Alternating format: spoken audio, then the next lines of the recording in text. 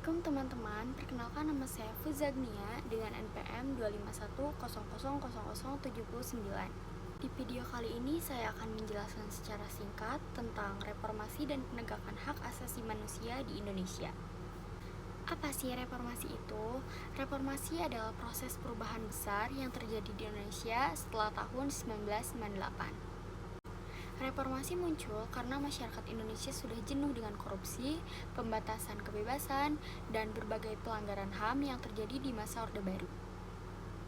Intinya, reformasi bertujuan untuk menciptakan Indonesia menjadi lebih demokratis, lebih transparan, dan lebih menghargai hak-hak warga negara. Kenapa sih reformasi bisa terjadi?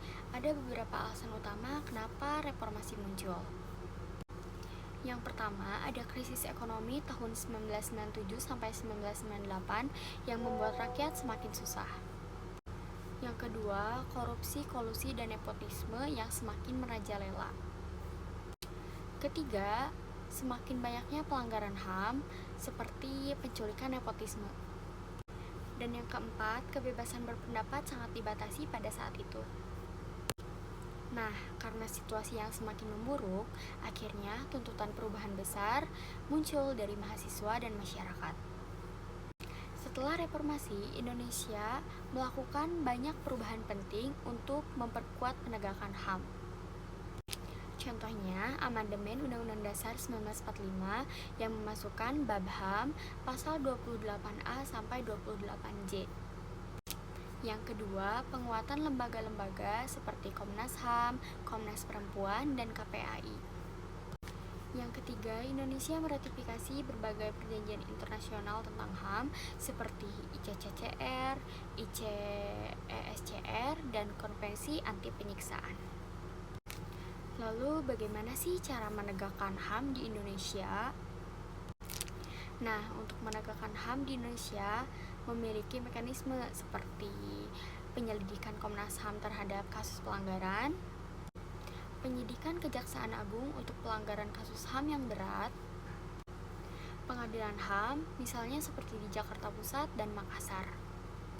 Walaupun sistemnya sudah ada, tetapi beberapa kasus pelanggaran HAM di masa lalu masih belum terselesaikan dengan tuntas. Nah, saya akan memberikan beberapa contoh kasus HAM yang penting di Indonesia. Yang pertama ada tragedi Tanjung Priuk, yang kedua ada Abe Pura, yang ketiga Timor Timur, dan yang keempat ada penculikan aktivis tahun 1997 sampai 1998. Nah, dari kasus-kasus ini menjadi pelajaran untuk negara agar terus memperkuat perlindungan hak asasi manusia. Jadi, reformasi itu bukan hanya tentang perubahan politik, tetapi bagaimana cara negara menjamin dan menegakkan hak asasi manusia. Reformasi membuka ruang bagi masyarakat untuk membuka suara, memberi batas yang lebih jelas pada kekuasaan, dan menegaskan bahwa hak asasi manusia adalah sesuatu yang wajib dihormati oleh negara maupun masyarakat.